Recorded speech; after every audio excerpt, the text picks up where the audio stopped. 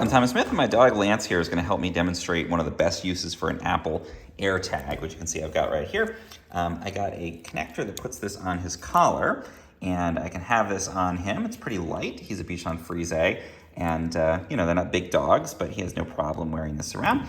And then I can track where he is in the house, make sure that he's staying nearby, and be able to use the Find My app to actually know where Lance is located. So it's pretty helpful to have that on there.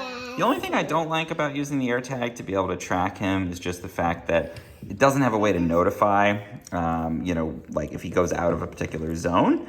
You can go into the app and see where he is, but you can't get like a notification. So that's the only downside.